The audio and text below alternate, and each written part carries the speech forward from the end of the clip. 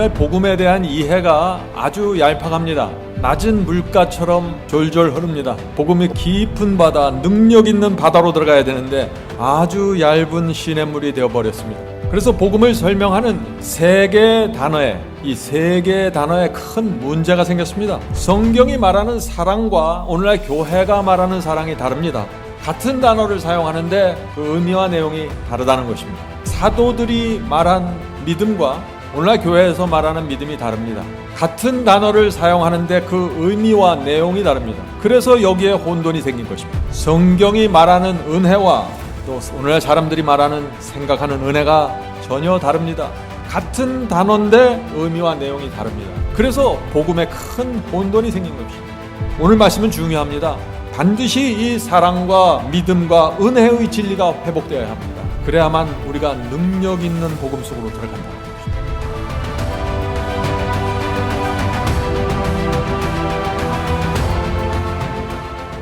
성도 여러분, 바울은 복음을 어떻게 설명했습니까? 바울은 복음은 하나님의 능력이라고 했습니다. 복음은 그저 믿고 머리로 동의하는 것이 아니라 능력으로 힘으로 밀려 들어온다는 것입니다. 자, 로마서 1장 보겠습니다. 로마서 1장 16절. 내가 복음을 부끄러워하지 아니하노니. 왜 바울이 복음을 부끄러워하지 않을까요? 이 복음 때문에 자신의 생애가 완전히 변화됐기 때문이죠. 내가 복음을 부끄러워하지 아니하노니 이 복음은 모든 믿는 자에게 구원을 주시는 하나님의 능력이 됨이라. 1세기의 복음에는 분명히 능력이 있었습니다.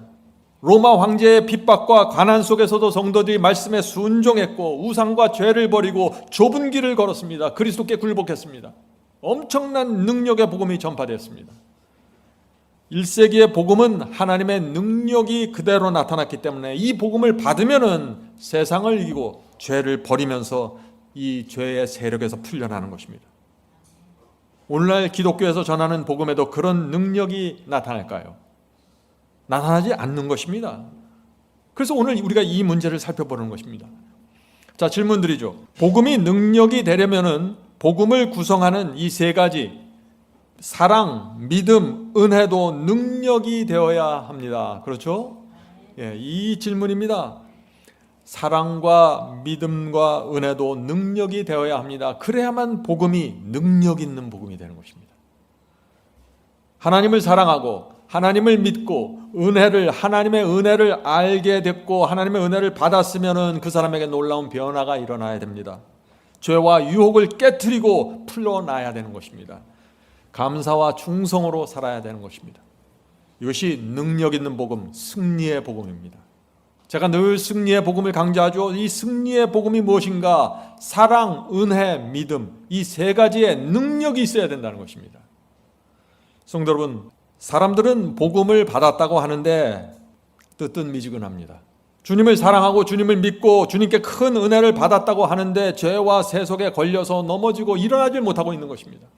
어떻게 이럴 수 있을까요? 성도 여러분, 오늘날 복음에서 능력이 사라진 이유가 무엇입니까? 그 이유는 단순합니다. 오늘 제가 말씀드리는 이 세 가지 단어, 사랑, 믿음, 은혜라는 단어에 큰 오해가 생긴 것입니다. 잘못 이해한 것입니다. 그래서 복음을 받았다고 하는데 능력이 없는 것입니다. 오늘 말씀은 중요합니다. 반드시 이 사랑과 믿음과 은혜의 진리가 회복되어야 합니다. 그래야만 우리가 능력 있는 복음 속으로 들어간다는 것이죠. 자, 여러분들 오늘 제가 말씀드리는 포인트 이해하시겠죠? 사랑이 무엇이고 믿음이 무엇이고 은혜가 무엇인지 알아야 하는 것입니다. 여기서 이것을 놓쳐버리면 사탄의 놀이개로 살게 됩니다. 자, 이제 하나씩 살펴보겠습니다. 첫째, 사랑이 무엇인지 보겠습니다. 사랑. 오늘 성경절을 많이 찾아봅니다. 사랑. 마태복음 22장 37절부터 40절입니다. 예수께서 이르시되 내 마음을 다하고 목숨을 다하고 뜻을 다하여 주 너의 하나님을 사랑하라 하셨으니 이것이 크고 첫째 되는 계명이요 둘째도 그와 같으니 내 이웃을 내 자신과 같이 사랑하라 하셨으니 이 두 계명이 온 율법과 선지자의 강령이니라. 율법과 선지자의 강령이 무슨 뜻입니까? 성경 전체라는 것이죠. 하나님을 사랑하고 이웃을 사랑하라는 이 기별이 성경 전체의 기별이라는 것입니다. 그러므로 사랑이 무엇인지 모르면은 이것을 오해하면 어떤 문제가 생깁니까? 성경을 모르게 된다는 것입니다. 사랑이 성경 전체이기 때문에 말이죠. 자, 질문 드리죠. 사랑이 무엇입니까? 그렇다면 사랑은 감정이나 느낌입니까? 사랑은 마음에서 느껴지는 필링인가요? 사랑은 애절한 마음입니까? 사랑이 무엇입니까? 이런 것들이 아니라는 것입니다. 사랑은 감정도 느낌도 아닙니다. 물론 사랑에는 감정이 포함되어 있습니다. 그러나 사랑의 중심에, 사람의 본질에는 원칙이 세워져 있다는 것입니다. 원칙. 어떤 남자가 한 여인을 사랑한다고 고백했습니다. 꽃을 갖다 주고 달콤한 문자를 날마다 보냅니다. 그런데 몰래 뒤에서 다른 짓을 합니다. 성도 여러분, 그것이 사랑입니까? 감정이 있잖아요. 느낌이 있습니다. 분위기가 있어요. 그런데 그것이 사랑이 아니라는 것입니다. 왜요? 원칙이 무너져 있기 때문이죠. 사랑의 중심에는 그래서 원칙이 세워져 있어야 된다는 것입니다. 자, 여호수아 22장 5절 보죠. 오늘날 성경이 사랑을 어떻게 설명하는지를 봐야 되는 것입니다. 여호수아 22장 5절. 너희의 하나님 여호와를 사랑하고, 자, 여호와를 사랑하는 것이 어떤 것인가? 여호와를 사랑하고 그의 모든 길로 행하며 그의 계명을 지켜. 분명하죠? 성도 여러분, 여호와를 사랑하면은 여호와께서 가라고 하신 길을 가게 되고 여호와께서 주신 계명을 지킨다는 것입니다. 사랑이 뭐예요? 사랑은 행하게 하고 지키게 하는 능력이라는 것입니다. 전에는 사람이 계명을 지키지 않았어요. 전에는 마음대로 살았습니다. 그런데 사랑이, 하나님의 사랑이 내 가슴에 밀려 들어오니까 여호와께서 가라고 하신 길을 가게 되고 계명을 지키게 된다는 것입니다. 그래서 사랑은 힘이고 능력입니다. 시편 119편 163절 보겠습니다. 나는 거짓을 미워하며 싫어하고 주의 율법을 사랑하나이다. 사랑이 무엇입니까? 사랑은 거짓을 미워하고 주께서 주신 율법을 사모하는 것입니다. 이 성경은 사랑과 율법을 연결시키고 있죠. 아주 생소하게 느껴질 것입니다. 오늘 많은 그리스도인들에게 이것이. 그런데 바울도 사랑과 율법을 연결시켰습니다. 자, 그 말씀을 보죠. 로마서 13장 10절입니다. 사랑은 율법의 완성이니라. 무슨 뜻이죠? 사랑, 우리가 사랑하기만 하면 율법을 지키지 않아도 된다는 것인가요? 그런 뜻이 아니죠. 주님을 사랑하는 사람은 당연히 우상을 섬기지 말아야 되고 당연히 거짓말하지 말아야 된다는 것입니다. 바리새인들처럼 사랑 없이 율법을 행위로만 지키면 그것은 율법주의입니다. 그런데 하나님을 사랑하고 이웃을 사랑하기 때문에 내가 주의 율법을 지키면 그것은 율법의 완성이 된다는 것입니다. 사랑은 율법의 완성입니다. 오늘 많은 그리스도인들이 예수님을 사랑한다고 말하면서 눈물을 흘립니다. 그런데 정작 예수께서 말씀하신 그 말씀대로 살지 않습니다. 순종하지 않습니다. 그러면서 사랑한다고 말합니다. 여기에 문제가 있다는 것입니다. 주님을 사랑한다고 말하지만 주의 말씀을 무시하고 자기 마음대로 삽니다. 이것이 사랑입니까? 아니라는 것입니다. 진리와 원칙이 무너진 사랑은 사랑이 아닙니다. 질문 드리죠. 성경이 말하는 사랑이 무엇입니까? 1세기의 사도들이 주님을 사랑하라, 이웃을 사랑하라 했을 때 그 사랑이 어떤 사랑입니까? 하는 질문입니다. 제가 단도직입적으로 말씀드립니다. 성경의 사랑은 결정케 하는 사랑입니다. 성경의 사랑은 행동하게 하는 사랑입니다. 초대교회 성도들의 사랑은 헌신과 충성으로 그래서 나타나게 된 것입니다. 사랑은 머릿속에 있는 어떤 생각이나 느낌이나 감정이 아닙니다. 사랑하면 결정하게 되고 사랑하면 행동하게 되고 사랑하면 헌신과 열정이 나오는 것입니다. 이건 남녀 사이에도 마찬가지지만 하나님과 우리 사이도 마찬가지라는 것입니다. 어떤 남자가 사랑한다 사랑한다 하는데 열정이 없어요. 헌신하지 않아요. 사랑 아닙니다. 그건. 오늘날 많은 사람들이 사랑을 어떻게 생각합니까? 교회 가서 찬양을 열심히 하고 뜨거운 느낌이나 감정이 생기죠. 그때 사람들이 생각합니다. 아, 나는 주님을 사랑합니다. 오해입니다. 또 기도하고 예배 드릴 때 내 마음이 뜨거워지면 아, 내가 주님을 사랑하는구나 라고 생각합니다. 오해입니다. 또 꿈에서 주님을 만나면 어떻게 돼요? 아, 내가 주님을 사랑하니까 꿈에 나타났구나 이렇게 생각합니다. 오해입니다. 많은 사람들이 사랑을 흥분적인 어떤 감정, 짜릿한 느낌 이런 것으로 생각하기 때문에 자꾸 주님을 사랑한다는 이 진리가 무엇인지 오해하게 되는 것입니다. 사랑은 그런 것이 아닙니다. 바울과 제자들이 부활해서 오늘날 교회에서 나누어지고 있는 이 사랑에 대한 개념을 들으면 깜짝 놀랄 것입니다. 여보시오, 그것은 사랑이 아닙니다. 그것은 느낌이고 감정입니다. 그렇게 말할 것입니다. 사랑은 성경에서 찾아야 되는 것입니다. 드라마나 영화에서 찾는 것이 아니에요. 성경이 사랑을 어떻게 말하고 있는지를 봐야 되는 것입니다. 자, 요한복음 3장 16절 보겠습니다. 요한복음 3장 16절. 하나님이 세상을 이처럼 사랑하사, 하나님께서 세상을 이처럼 사랑했기 때문에 어떤 결정을 하셨습니까? 하나님이 이 세상을 이처럼 사랑하사 독생자를 주셨으니, 하나님께서 우리를 사랑하시기 때문에 독생자를 주시는 그 엄청난 결정을 하셨다는 것입니다. 사랑은 결정입니다. 아브라함도 하나님을 사랑하니까 자신의 아들을 번제로 바치는 엄청난 결정을 했죠. 사랑이었습니다. 계속해서 읽어보죠. 독생자를 주셨으니 이는 저를 믿는 자마다 멸망치 않고 영생을 얻게 하려 하심이니라. 사랑은 결정이고 행동입니다. 하나님께서 우리를 사랑하셨기 때문에 자신의 아들을 십자가에 매다는 결정을 하신 것입니다. 사랑에서 나온 결정입니다. 사랑은 머리로 하는 것이 아닙니다. 사랑은 움직이고 활동하고 결정하는 것입니다. 하나님께서 우리를 사랑하시기 때문에 온 하늘에 가만히 앉아 계실 수 없었다는 것입니다. 사랑은 움직여야 되는 것입니다. 사랑 때문에 하늘을 버리고, 사랑 때문에 이 땅에 내려오셨고, 사랑 때문에 십자가에 매달려서 피를 흘리기로 결정하신 것입니다. 사랑은 결정하게 만드는 강력한 힘입니다. 그래서 바울이 이렇게 말하는 것입니다. 고린도후서 5장 14절. 그리스도의 사랑이 우리를 강권하시는도다. 강권한다가 뭐예요? 강력하게 권한다는 것입니다. 사랑은 우리를 그래서 결정하게 만들고 행동하게 만들고, 사랑은 심지어 원수까지도 불쌍히 여기게 만드는 강력한 힘이 있는 것입니다. 성도 여러분, 우리가 아내나 남편을 사랑하면 내 삶 전체를 주기로 결정하게 됩니다. 또 내 가족을 사랑하면 내가 모든 것을 바쳐서 내 가족을 위해서 희생하기로 결정하게 되는 것입니다. 이것이 사랑의 속성입니다. 사랑한다고 말하면서 이리저리 핑계대고 이리저리 빠져나가고 헌신하지 않으면 사랑이 아닙니다. 그것은. 그래서 요한 1서에 분명하게 말합니다. 요한 1서 3장 18절입니다. 자녀들아, 우리가 말과 혀로만 사랑하지 말고. 이 시대에 벌써 말과 혀로만 사랑하는 사람들이 있었나 봐요. 그래서 사도 요한이 책망하는 것입니다. 너희들이 말과 혀로만 사랑하지 말고 행함과 진실함으로 하자. 진짜 사랑, 행함과 진실함으로 하는 사랑입니다. 사랑은 액션입니다. 요한복음 14장 15절. 너희가 나를 사랑하면 나의 계명을 지키리라. 성도 여러분, 주님을 사랑하면 계명을 지키기로 작정하게 됩니다. 사랑하면 순종하기로 결정합니다. 사랑은 감출 수가 없어요. 왜냐하면 내가 작정하고 결정하기 때문에 사랑하면 반드시 이것이 행위로 나타나게 된다는 것입니다.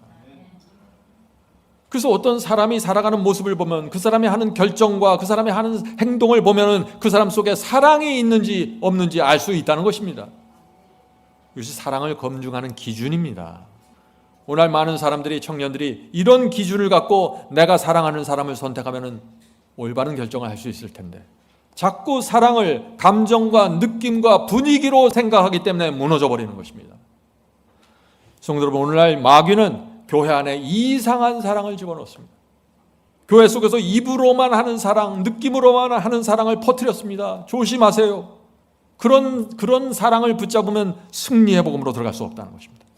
예수께서 사랑에 대해서 어떻게 말씀하시는지 잘 보세요. 마태복음 7장 21절입니다. 나더러 주여 주여 하는 자마다 천국에 다 들어갈 것이 아니요. 주여 주여 이렇게 입으로만 사랑하는 사람들 천국에 갈 수 없다는 것입니다. 다만 하늘에 계신 내 아버지의 뜻대로 행하는 자라야 들어가리라. 예수께서 뭘 말씀하시나요? 아버지의 뜻대로 행하지 않으면서 입으로 주여 주여 이렇게 입으로만 하는 사랑은 받지 않으시겠다는 것입니다. 왜냐하면 그것은 거짓이니까. 성도 여러분, 하나님께서 인정하시고 받아주는 사랑이 어떤 것인지 잘 보셔야 됩니다. 오늘날 교회가 말하는 사랑에는 결정이 없습니다. 행함이 없습니다. 계명이 없습니다. 요한복음 14장 21절 보겠습니다. 요한복음 14장 21절. 나의 계명을 가지고 지키는 자라야 나를 사랑하는 자니. 지금 성경은 사랑과 계명을 딱 붙여놨어요. 나의 계명을 가지고 지키는 자라야 나를 사랑하는 자니 나를 사랑하는 자는 내 아버지께 사랑을 받을 것이요 나도 그를 사랑하여 그에게 나를 나타내리라. 얼마나 분명한 말씀입니까? 성경의 사랑은 계명을 지키게 하는 능력입니다. 능력 있는 사랑이에요. 계명을 지키지 않는 사랑은 사랑이 아니라는 것입니다. 그것은 거짓입니다. 성도 여러분, 여러분의 사랑을 하나님께 표현하기 원하십니까? 주님, 내가 주님을 사랑합니다. 그런 고백을 드리기 원하십니까? 원하면은 계명을 지키십시오. 그것을 하나님께서 사랑한다는 증거로 받겠다는 것입니다. 계명을 지키지 않으면서 사랑한다고 말하는 것은 거짓이다. 나의 계명을 가지고 지키는 자라야 나를 사랑하는 자니. 성도 여러분, 진리가 이렇게 단순하고 명백하게 밝혀져 있는데 사람들이 자꾸 다른 사랑을 추구하는 것입니다. 그래서 사탄에게 끌려가는 것입니다. 오늘날 교회가 말하는 사랑은 어떤 사랑입니까? 찬양을 부르고 손뼉치고 두 팔을 들고 뜨겁게 찬양하고 땀이 나고 마음이 뜨거워집니다. 사람들은 그것을 사랑이라고 말합니다. 그것은 사랑이 아니라 감정이고 분위기입니다. 예배드리고 경배와 찬양할 때 뜨겁습니다. 그런데 교회에서 나오는 순간 마음이 냉랭해지고 세상으로 돌아갑니다. 경쟁하고 시기하고 자랑하고 욕심부리고 돈을 사랑하고 미워하고 사랑이 아닙니다. 교회에서만 나타나는 뜨거움은 사랑이 아닙니다. 뜨거운 열정과 헌신과 순종은 교회 밖에 나가서도 지속돼야 되는데 성경은 그것을 사랑이라고 말한다는 것입니다.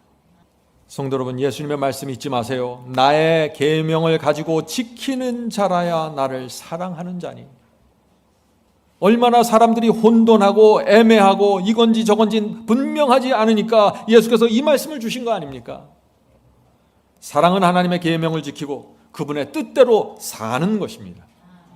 하나님께 대한 사랑이 없으면은 이 세상에서 하나님의 뜻대로 살고자 하는 감히 그런 생각을 할 수 없어요. 그런 결정을 할 수 없습니다. 사랑이 있어야만 이 결정이 가능한 것입니다. 바울도 사랑에 대해서 선포했죠. 고린도전서 13장 사랑장이죠. 바울이 어떻게 사랑을 설명하는지 잘 보세요. 4절부터 6절입니다. 사랑은 오래 참고. 여러분의 인생에 오래 참는 원칙이 세워져 있습니까? 사랑입니다. 사랑은 온유하며 어떤 상황에서도 나는 온유를 지키겠습니다 하는 원칙을 갖고 있습니까? 여러분 마음에 사랑이 있는 것입니다. 투기하는 자가 되지 아니하며 시기 질투하지 않겠다는 원칙이 마음에 새겨져 있습니까? 여러분은 사랑이 있는 것입니다. 사랑은 자랑하지 아니하며 교만하지 아니하며 무례히 행치 아니하며 자기의 유익을 굳이 아니하며 성내지 아니하며 악한 것을 생각지 아니하며. 여러분의 마음과 생애에 이런 원칙이 세워져 있으면 사랑입니다. 6절 불의를 기뻐하지 아니하며 진리와 함께 기뻐하고. 지금 바울은 사랑과 진리를 나란히 갖다 놨어요. 사랑은 불의를 싫어하고 진리를 기뻐하는 것입니다. 성도 여러분, 바울이 말하는 사랑이 무엇입니까? 이 1세기의 사랑이 무엇입니까? 사랑은 하나님의 마음에 기쁨을 드리기 원하는 결정입니다. 기쁨을 드리는 행동입니다. 기쁨을 드리는 말을 하는 것입니다. 작정하는 것입니다. 이것이 사랑입니다. 오래 참기로 결정하는 것 사랑입니다. 성령께서 내게 교만을 보여주실 때 교만을 버리기로 결정하는 것 사랑입니다. 악한 생각이 떠오를 때 그것을 버리기로 결정하는 것 사랑입니다.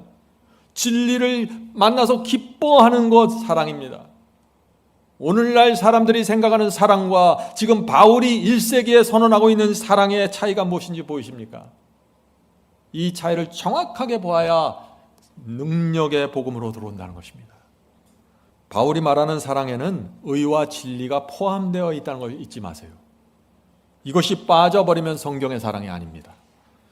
오늘 많은 그리스도인들이 드라마와 영화에서 사랑을 배우고 있습니다. 영화와 드라마에 나오는 사랑이 어떤 사랑인가요? 감정이죠. 느낌이죠. 분위기입니다. 촛불 켜놓고 식사하는 것입니다. 그걸 사랑이라고 말하는 것입니다. 그래서 어떻게 돼요? 그렇게 사랑을 오해하면 어떻게 됩니까? 감정과 느낌과 분위기가 흔들리면 내가 사랑이 식었구나 착각하게 되는 것입니다. 그래서 그 뜨거운 사랑을 얻으려고 어떻게 해요? 자꾸 감정을 자극하고 음악을 들이려고 하고 조명을 조정하려고 하고 뭔가 분위기를 만들어내려고 애를 쓰는 것입니다. 그것을 통해서 사랑을 느끼고 싶어서요. 크게 빗나간 것입니다. 성도 여러분, 뜨겁게 기도하고 뜨겁게 손뼉치고 찬양한다고 해서 사랑이 생기는 것이 아닙니다. 나는 주님을 사랑합니다 라고 1000만 번 고백한다고 할지라도 하나님의 말씀과 계명에 순종하지 않으면 사랑이 아니라는 것입니다. 그것이 성경이 말하는 사랑입니다.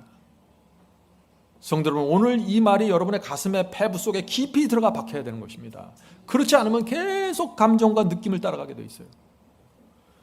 히브리서 1장 9절 보겠습니다. 히브리서 1장 9절.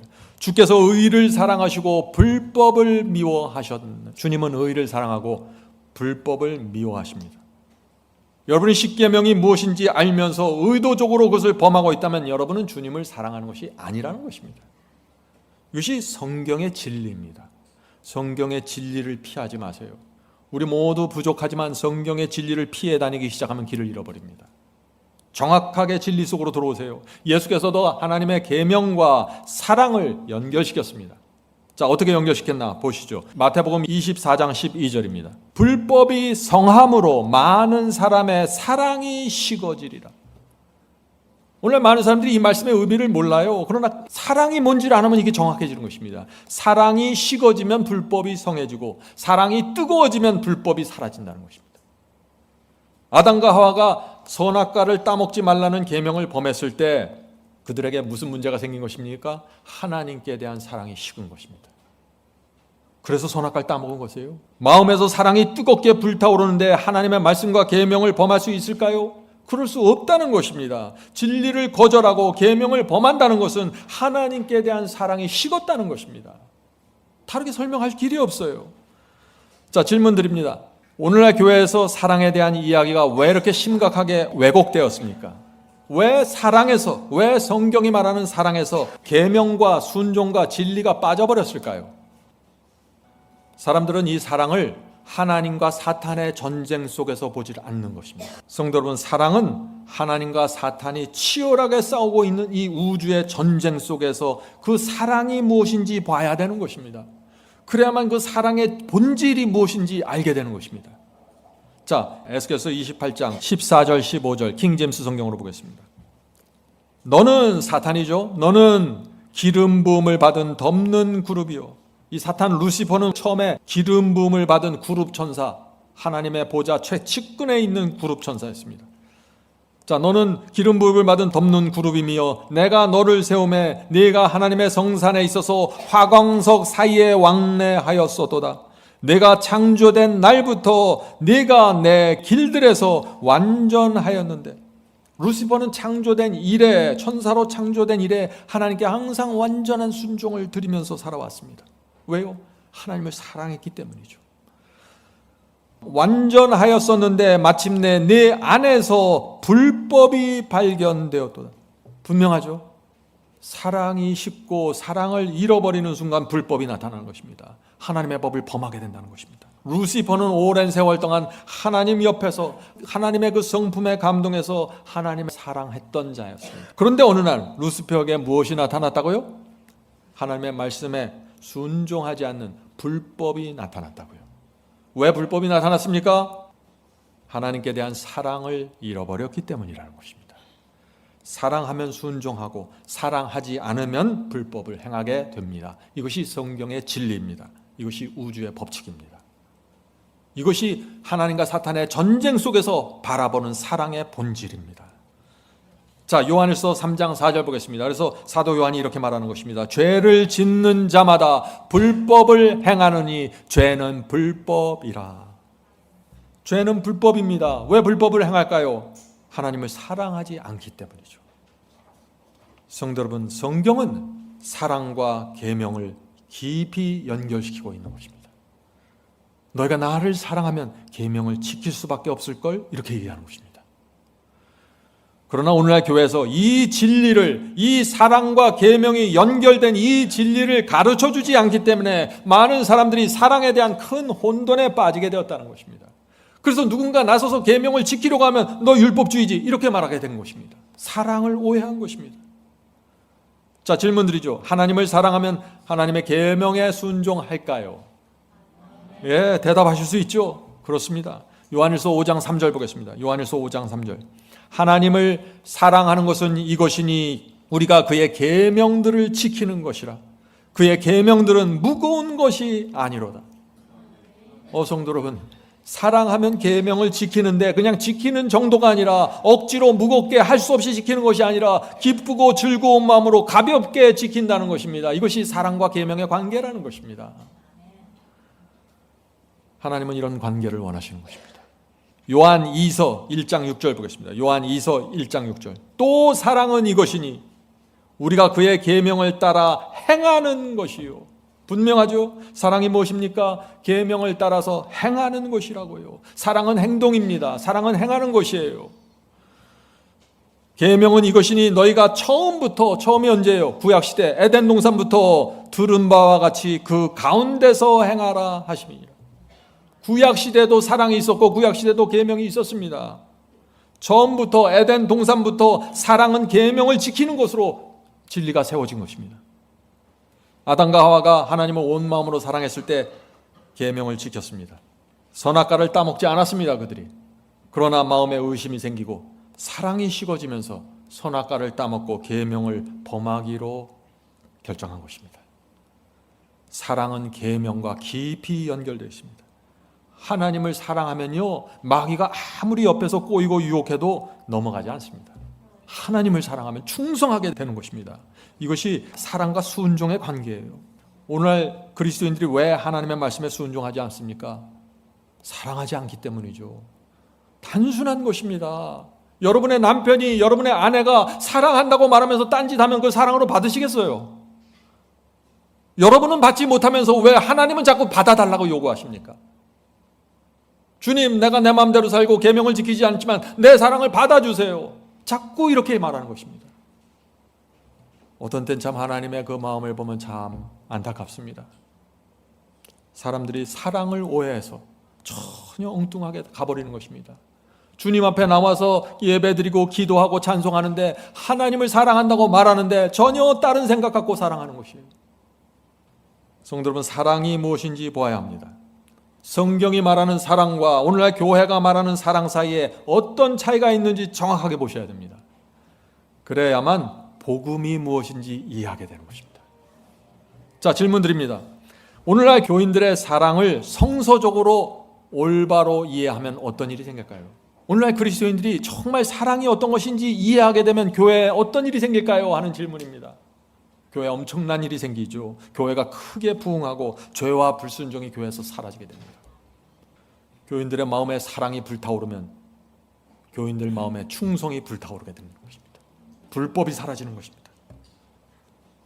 자, 질문 드리죠. 오늘날 사탄이 교인들을 그렇다면 어떻게 미혹하고 있을까요? 하나님께서는 사랑을 통해서 우리의 마음을 이끄십니다.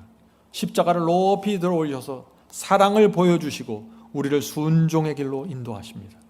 그런데 사탄은 어떻게 해요? 어떻게 미혹해요? 하나님의 말씀에 순종하지 않고 계명을 지키지 않는 그런 사람들의 마음을 감정과 기쁨으로 뜨겁게 해주면서 이것이 사랑이야, 너희는 지금 사랑하고 있어, 이렇게 메시지를 주고 있다 하는 것입니다. 한 주일 동안 죄와 세속에 젖어있던 교인들이 예배와 찬양과 통성기도와 분위기를 통해서 마음이 뜨거워지게 되면은 나는 주님을 사랑한다라고 착각하게 되는데 이것이 사탄의 전략이라는 것입니다. 성도 여러분, 염려하지 마십시오.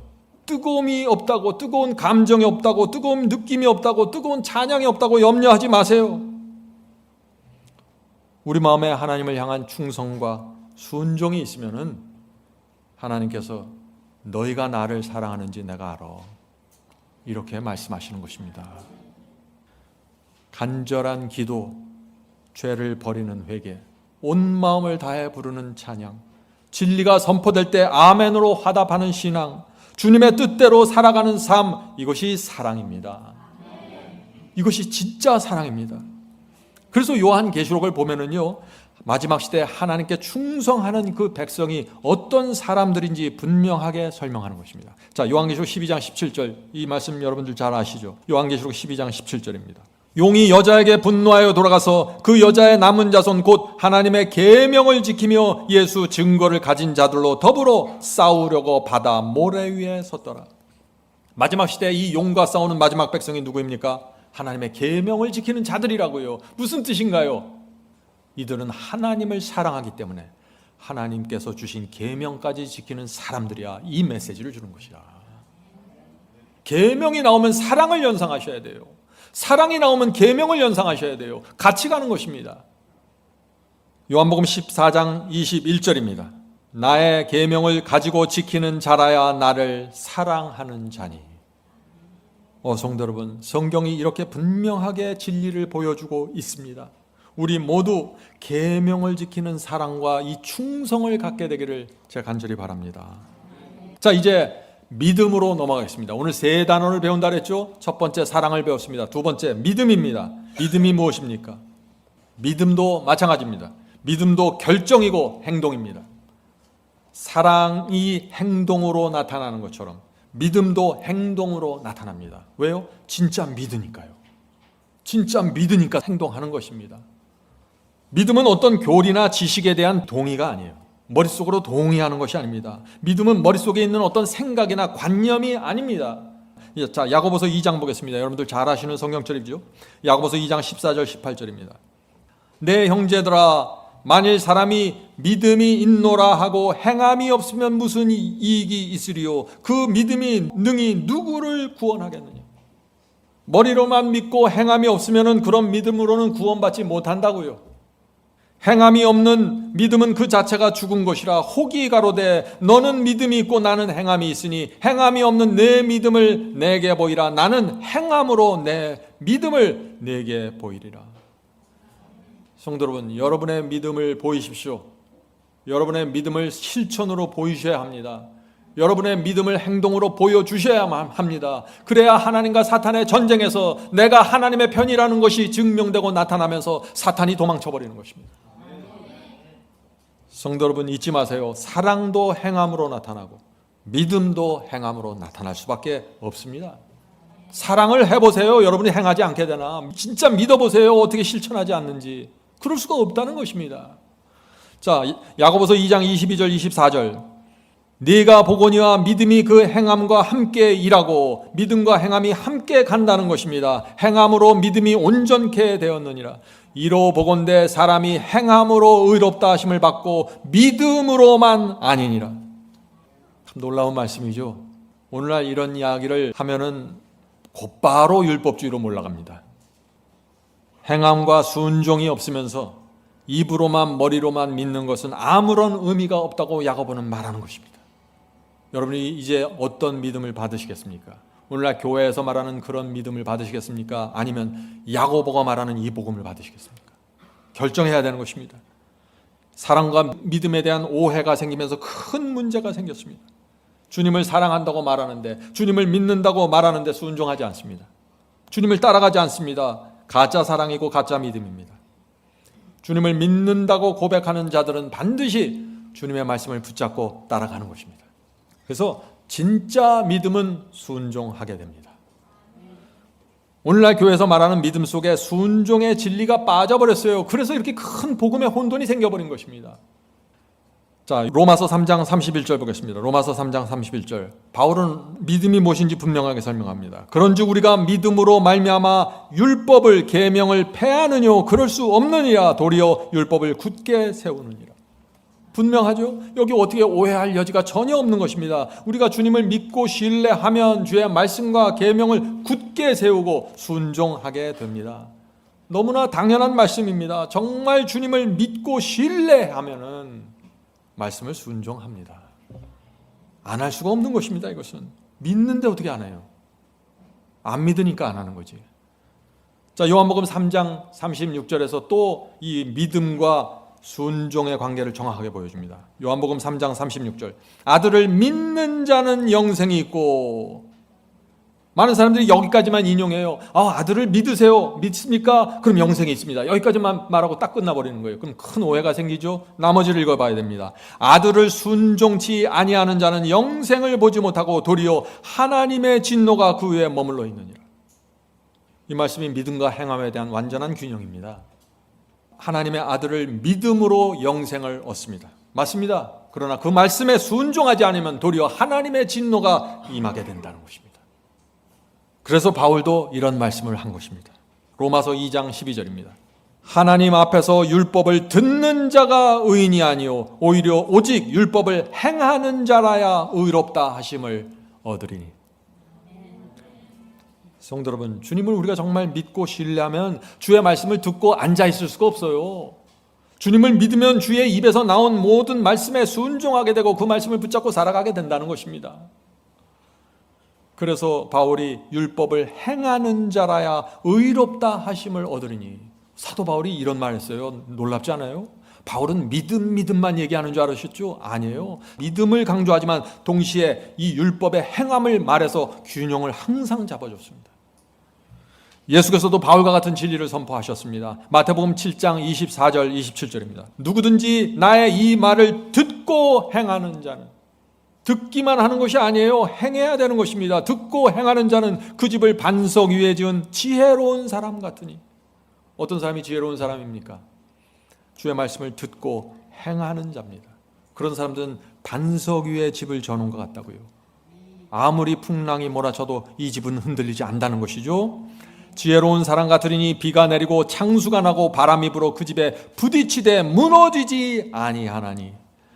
나의 이 말을 듣고 행치 아니하는 자는, 말씀을 들었습니다. 그런데 행하지 않아요. 순종하지 아니하는 자는 그 집을 모래 위에 지은 어리석은 사람 같으니.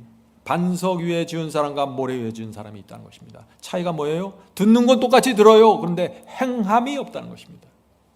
모래 위에 지은 어리석은 사람 같으니 비가 내리고 장수가 나고 바람이 불어 그 집에 부딪힘에 그 무너짐이 심하니라.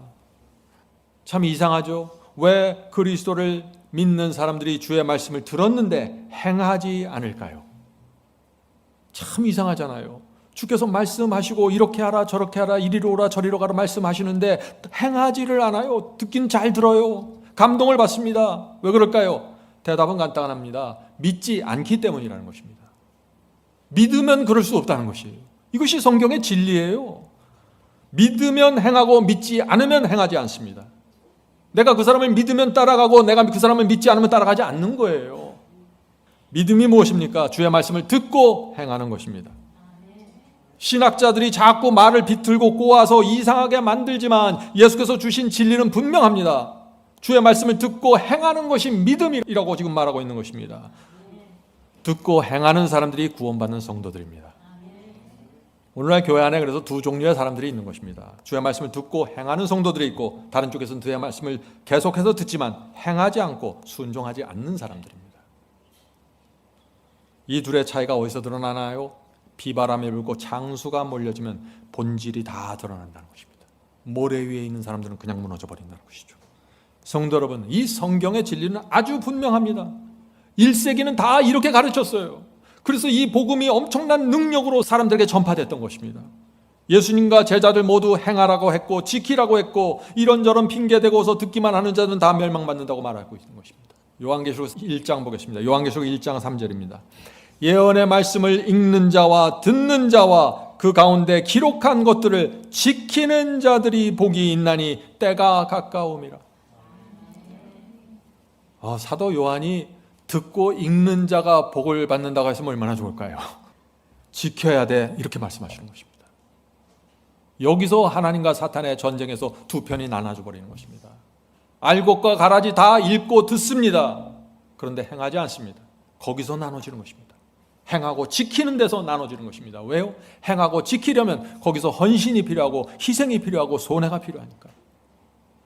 누가복음 8장 15절입니다. 예수께서 씨 뿌리진 자의 비유에서 옥토에 대해서 말씀하시죠. 좋은 땅, 옥토에 있다는 것은, 자, 옥토가 어떤 땅이냐? 있다는 것은 착하고 좋은 마음으로 말씀을 듣고 지키어 인내로 결실하는 자니라. 어떤 마음이 옥토입니까? 말씀을 들어야 합니다. 듣는 것이 첫 번째입니다. 듣지 않으면 시작도 못해요. 들어야 하고, 들었으면 지키십시오. 그리고 그것을 인내로 붙잡고 가야 합니다. 이 마음이 옥토라는 것입니다. 이런 마음의 의의 열매가 30배, 60배, 100배 풍성하게 맺힌다는 것입니다. 성도 여러분, 그런데 말씀을 듣기만 하고 지키지 않고 인내하지 않으면 어떻게 될까요? 열매가 없겠죠. 열매가 없을 뿐 아니라 가시덤불이 올라오고 가라지들이 밭을 덮어버립니다. 그래서 열매를 맺을 수 없는 것입니다. 성도 여러분, 진리는 분명합니다. 자, 마태복음 12장 41절 보겠습니다. 마태복음 12장 41절. 심판 때 니느웨 사람들이 일어나 이 세대 사람들을 정죄하리니 이는 그들이 니느웨 사람들이 요나의 전도를 듣고 회개하였음이니라. 제가 말씀을 전도하잖아요. 듣기만 하는 사람들이 있어요. 그런데 그 속에 듣고 니느웨 사람들처럼 회개하는 사람들이 나타납니다. 니느웨 사람들이 왜 구원받았습니까? 그들은 요나의 설교를 듣고 회개했기 때문이라고요. 바울도 동일한 기별을 줍니다. 빌립보 4장 9절입니다. 너희는 내게 나 바울에게 배우고 받고 듣고 본 바를 행하라. 바울은 아주 구체적으로 설명합니다. 내게 배우고 받고 듣고 본 바를 행하라. 그리하면 평강의 하나님이 너희와 함께 계시리라. 어떤 사람들에게 하나님께서 평강의 하나님으로 임하실까요? 어떤 사람의 마음이 양심이 평안해질까요? 하나님의 임재로. 바울이 말하고 있잖아요. 바울의 가르친 그대로 배우고 받고 본대로 행하는 자들. 얼마나 분명합니까? 야고보서 1장 25절 보겠습니다. 야고보서 1장 25절. 온전한 율법을 들여다보고 있는 자는 듣고 잊어버리는 자가 아니요 실천하는 자니 이 사람은 그 행하는 일에 복을 받으리라. 설명할 필요도 없는 분명한 말씀입니다. 듣고 잊어버리는 자들. 듣고 나는 깜빡했어. 이게 아니에요. 듣고 잊어버리는 자들은 관심이 없다는 것입니다. 집중하지 않기 때문에 잊어버린다는 것입니다. 그것을 말하는 것이죠. 듣고 잊어버리는 자들, 들었는데 실천하지 않는 자들, 이런 사람들은 복을 받을 수 없다라는 것입니다. 구원과 영생이 없다는 것입니다. 왜요? 듣는데 실천하지 않는다는 건 뭐예요? 내가 그 말씀을 믿지 않는다는 것입니다. 믿음으로 구원받는데 믿지 않기 때문에 실천하지 않고 행하지 않게 되는 것입니다. 요한계시록 3장 20절입니다. 요한계시록 3장 20절. 볼지어다 내가 문 밖에 서서 두드리노니. 예수께서 우리의 마음 문 밖에 서서 우리의 마음을 두드린다는 것입니다. 누구든지 내 음성을 듣고 문을 열면, 음성을 듣기만 하는 것이 아니라 마음의 문을 열으라는 얘기죠. 내 음성을 듣고 마음의 문을 열면 내가 그에게로 들어가 그와 더불어 먹고 그는 나와 더불어 먹으리라. 성도 여러분, 예수께서 오늘도 우리의 마음 문을 두드리고 계십니다. 어떻게 하시겠습니까? 어떤 분들은 수십 년 동안 주께서 마음 문을 두드리는데 외면합니다. 마음 문을 열질 않아요. 성도 여러분, 주의 음성을 들었으면 마음 문을 여십시오. 여러분의 편견과 여러분의 고집과 여러분의 사상과 여러분의 인생관을 내려놓으십시오. 그래야만 주님과 함께 먹고 마시면서 배우게 되고 성장하게 되는 것입니다. 질문 드립니다. 히브리서는 영혼을 구원하는 믿음이 있다고 선포합니다. 아무 믿음이나 말하는 것이 아니라 영혼을 구원하는 믿음이 따로 있다는 것이에요. 어떤 믿음이 영혼을 구원하는 믿음일까요? 하는 질문입니다. 히브리서 10장 보겠습니다. 히브리서 10장 38, 39절입니다. 오직 나의 의인은 믿음으로 말미암아 살리라. 자, 의인이 믿음으로 산다고 했는데 이 의인의 믿음이 무엇인가? 또한 뒤로 물러나면 내 마음이 저를 기뻐하지 아니하리라 하셨으니, 의인의 믿음이 무엇입니까? 뒤로 물러가지 않는 믿음이라는 것입니다. 뒤로 물러나는 믿음은 주께서 기뻐하지 않으신다고요. 우리는 뒤로 물러가 짐륜에 빠질 자가 아니요 오직 영혼을 구원함에 이르는 믿음을 가진 자니라. 성도 여러분, 영혼을 구원하는 믿음, 어떤 믿음입니까? 말씀을 붙잡고 전진하는 믿음입니다. 말씀대로 행하고 말씀대로 순종하는 믿음입니다. 뒤로 물러나는 믿음이 아닙니다. 그것은 침륜에 빠진다고 했습니다. 성도 여러분, 구원은 물론 믿음으로 받는 것입니다. 그런데 문제는 순종하는 믿음이 아니면 가짜라는 것입니다. 그것이 성경의 진리예요. 순종하는 믿음이 아니면 영혼을 구원할 수 없다고 하는 것입니다. 여러분이 정말 주님을 믿으면은 내가 그리스도의 편인지 정확하게 보여주셔야 하는 것입니다. 왜냐하면 하나님과 사탄의 전쟁 속에서 우리가 믿음 생활을 하고 있기 때문에 그렇습니다. 내가 주님을 믿는다고 하면서 사탄에게 가서 사탄과 장난치라면 믿음이 아니라는 것입니다. 그것은 얼마나 분명합니까? 자, 이제 히브리서에 나오는 이 믿음의 조상들의 믿음을 하나씩 살펴보겠습니다. 이제 노아의 믿음을 보죠. 노아의 믿음. 히브리서 11장 7절입니다. 믿음으로 노아는 아직 보지 못하는 일에 경고하심을 받아 경외함으로 방주를 예비하여 그 집을 구원하였으니. 히브리서는 믿음을 단순하게 설명해요. 믿으면 어떻게 한다, 믿음을 방주를 짓는다, 믿음은 뭐를 한다, 믿음은 어디를 떠난다. 믿음을 이렇게 설명해요. 그래서 믿음은 행동이라고 제가 말하는 것입니다. 믿음은 실천하는 것이고, 노아의 믿음은 어떤 믿음입니까? 주의 말씀대로 방주를 짓는 믿음이었습니다. 믿음은 행동입니다.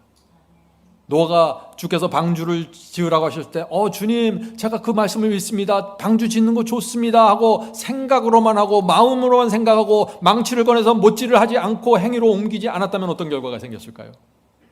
멸망입니다. 믿음은 그런 것입니다. 세상 사람들이 놀리고 조롱했지만 노아는 자신의 모든 것을 바쳐서 말씀대로 방주를 짓기로 결정했던 것입니다. 이것이 믿음입니다. 믿음이 뭐예요? 결정하는 것입니다. 결정이 없는 믿음은 가짜입니다. 성도 여러분, 믿음 하면서 순종과 행함을 무시하는 그런 신학과 설교들 조심하세요. 가짜입니다. 늑대들의 논리에 조심하세요. 늑대가 양들을 잡아먹습니다.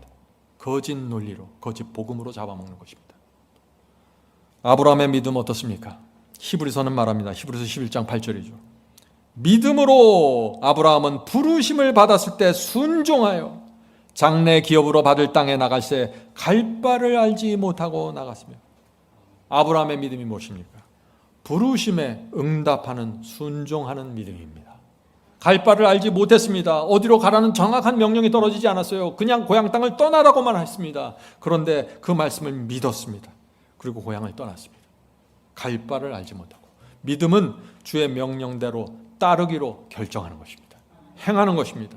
말만 하고 생각만 하는 것이 아니라 믿음은 결정이고 행동입니다. 성도 여러분, 믿음에 대한 분명한 진리를 보셔야 돼요. 그렇지 않으면 여러분들은 계속해서 왔다 갔다 하다 무너질 것입니다. 주의 말씀대로 살지 않는 것은 믿음이 아니라는 것입니다. 믿음은 동행입니다. 주께서 말씀하신 대로 주님의 손을 잡고 같이 가는 것이 믿음입니다. 히브리서 11장 9절부터 10절 보겠습니다. 믿음을 이렇게 설명합니다. 믿음으로 저가 외국에 있는 것 같이 약속하신 땅에 우거하여. 믿음이 무엇입니까? 약속하신 가나안 땅에 들어갔습니다. 그러나 이 땅, 가나안 땅이라고 할지라도 이 땅은 외국입니다. 나는 이 땅에서 외롭습니다. 이 세상은 내 집이 아닙니다. 내 진짜 집은 하늘에 있습니다. 이런 마음으로 사는 것이 믿음이라고 말하는 것입니다. 동일한 약속을 유업으로 함께 받은 이삭과 야곱으로 더불어 장막에 거하였으니 이는 하나님의 경영하시고 지으실 터가 있을 성을, 하늘 예루살렘 성을 바라보았습니다.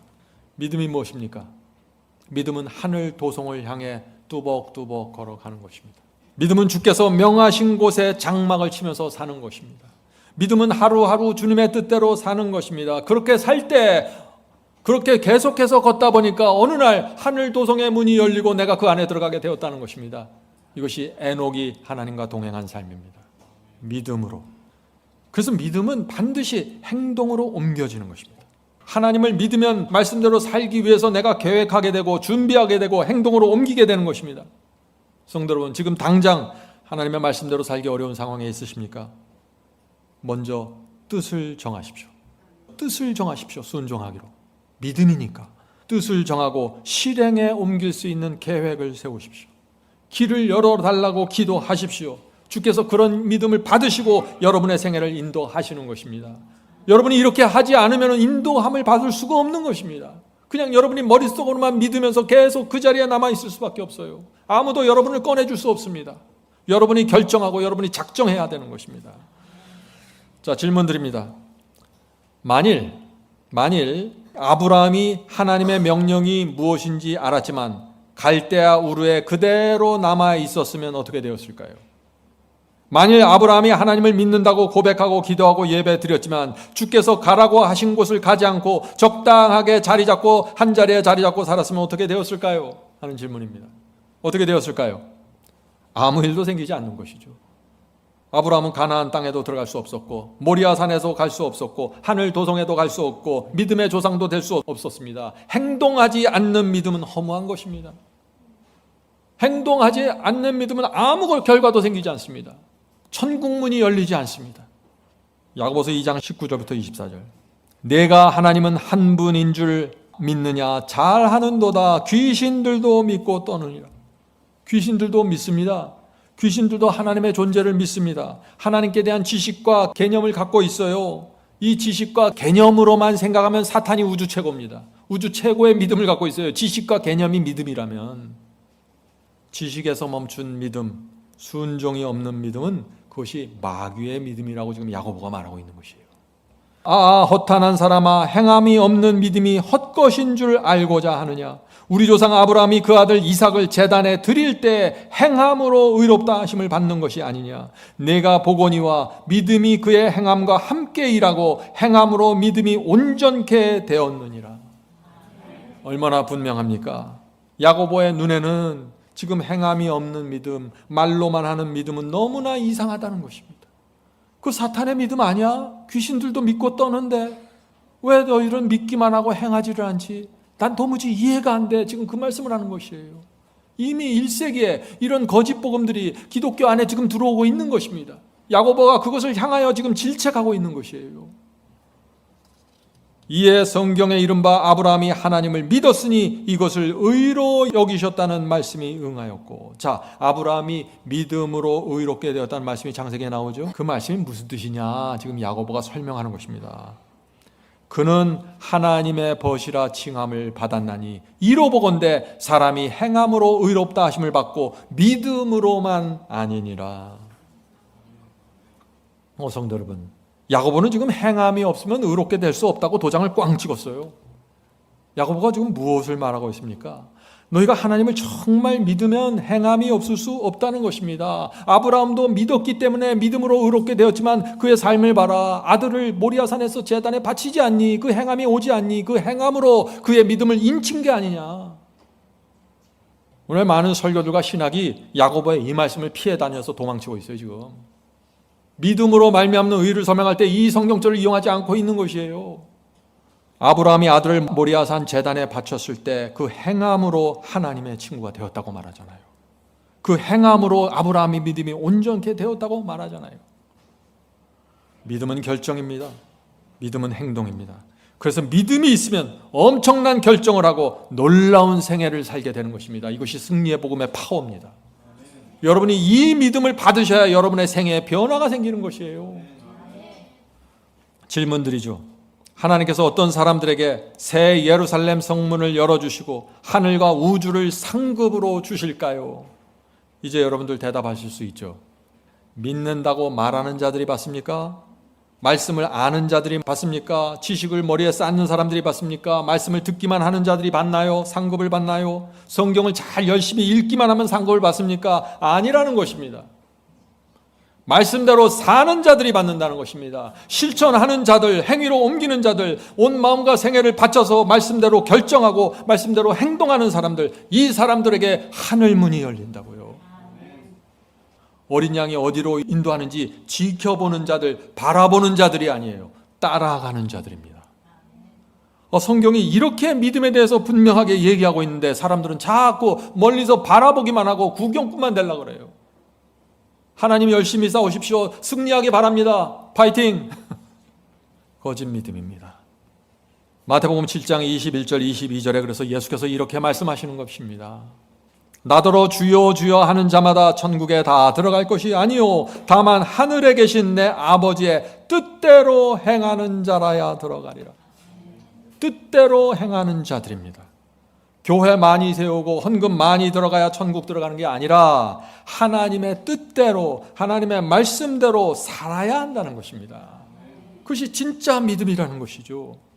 그날에 많은 사람이 나더러 이르되 주여 주여 우리가 주의 이름으로 선지자 노릇하며 주의 이름으로 귀신을 쫓아내며 주의 이름으로 많은 권능을 행치 아니하였나이까 하리니.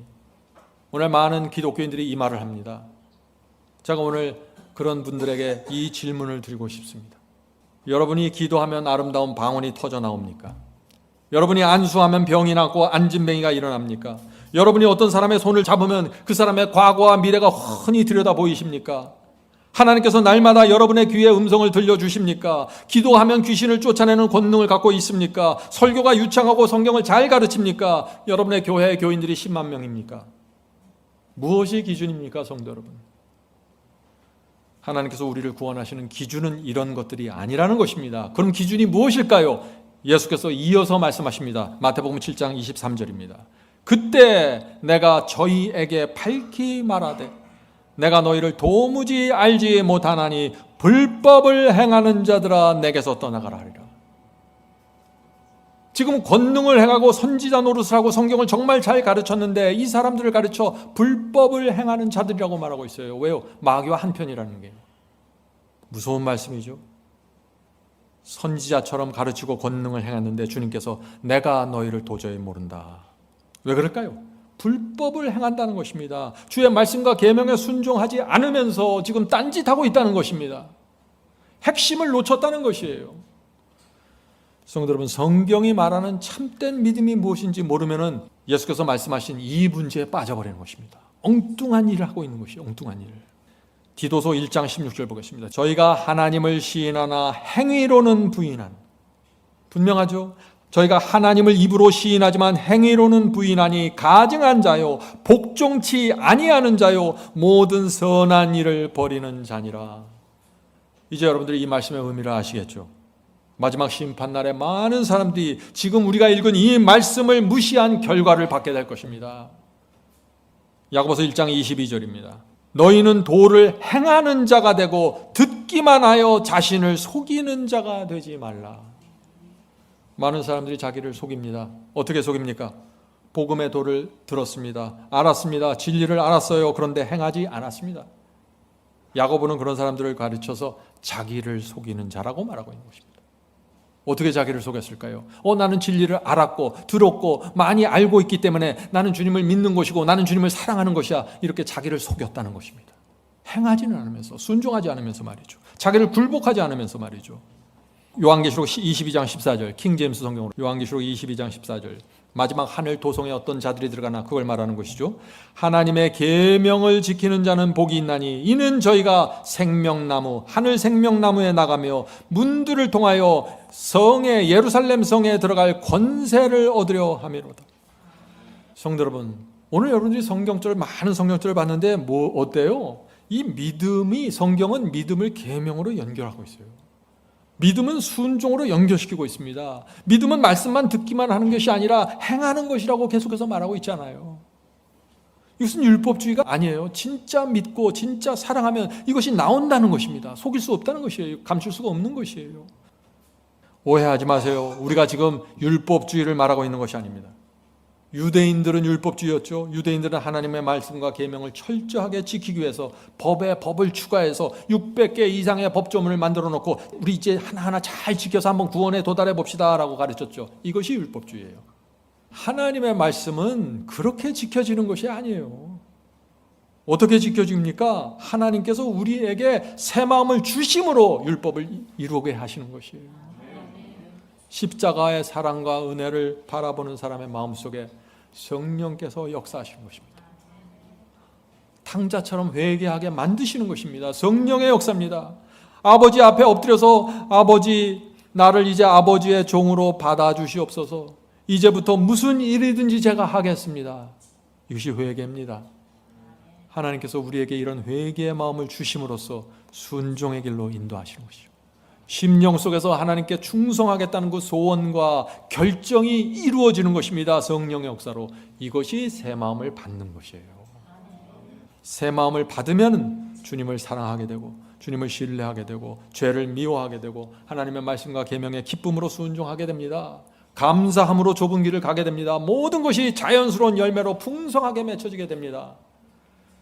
이 모든 경험이 성령의 역사로 이루어지기 때문에 이것을 선물이라고 말하는 것입니다. 하나님의 선물이다. 믿음은 하나님의 선물이다.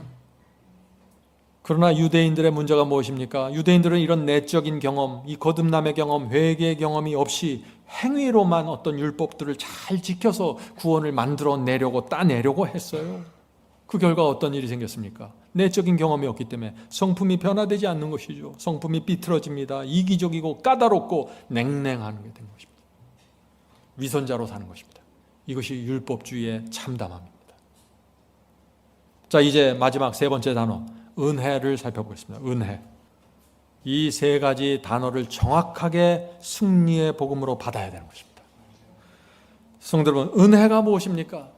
제가 이렇게 설교하고 나가면 여러분들이 나중에 목사님 오늘 은혜 많이 받았습니다. 그 은혜가 뭐예요 도대체? 은혜가 여러분이 받은 은혜가 뭐냐고요 도대체? 은혜는 죄를 값없이 용서해 주는 하나님의 자비입니다. 은혜는 하나님께서 우리를 불쌍히 여겨주시는 마음입니다. 그러나 은혜가 여기서 끝나면 안 된다는 것입니다. 여기서 끝나면 오해가 생겨요. 어머니의 은혜를 어떤 자녀가 알면 어떻게 됩니까? 죽을 때까지 어머니를 잊지 못하게 되는 것입니다. 은혜는 엄청난 힘으로 이 자녀를 죽을 때까지 어머니에게 붙들어 매는 힘입니다. 하나님의 은혜도 그렇다는 것입니다.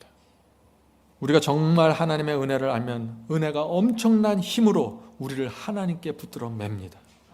은혜의 종이 되는 것입니다. 시키는 대로 살게 되는 것입니다. 은혜 때문에.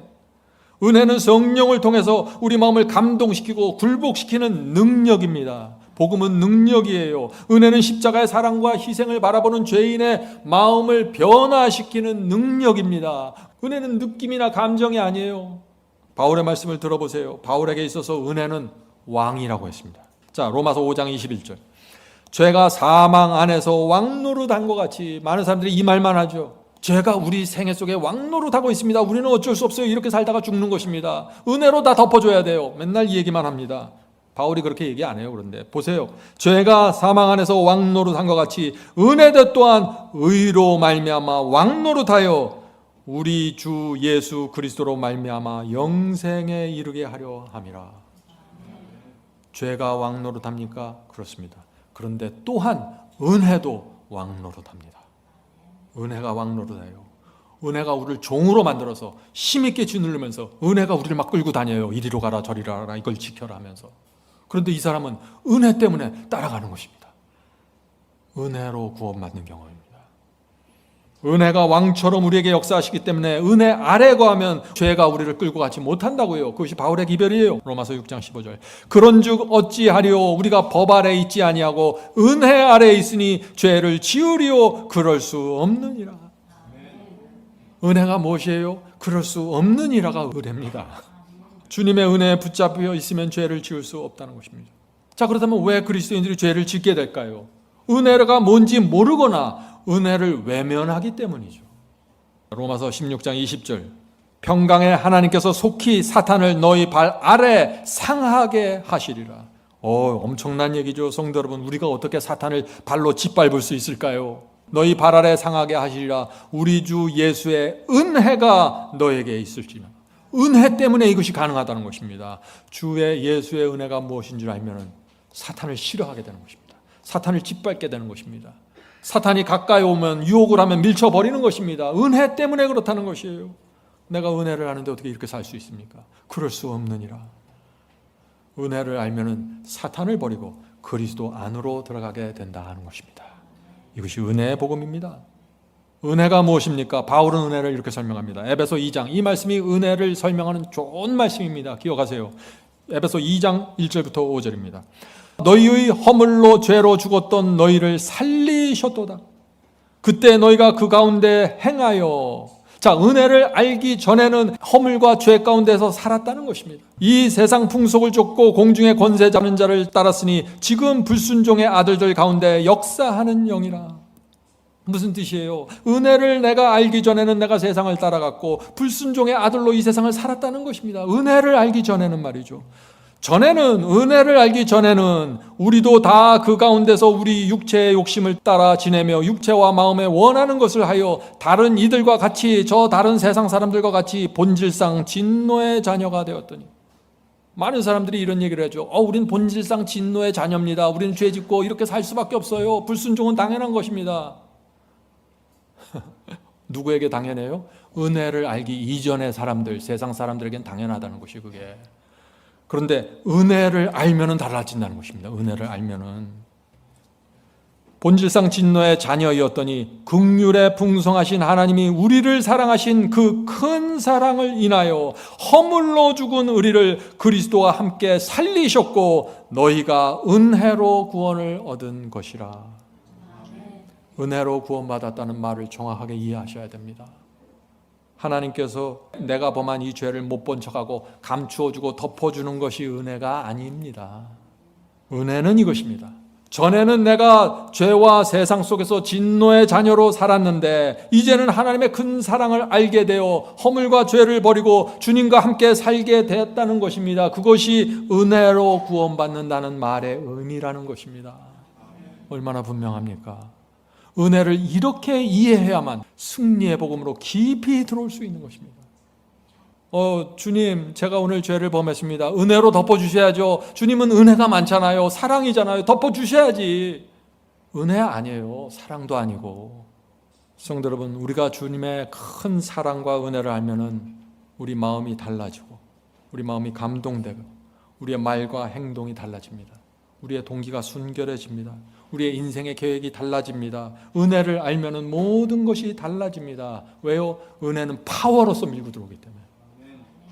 여러분이 여러분의 부모님의 은혜를 알면 달라져요.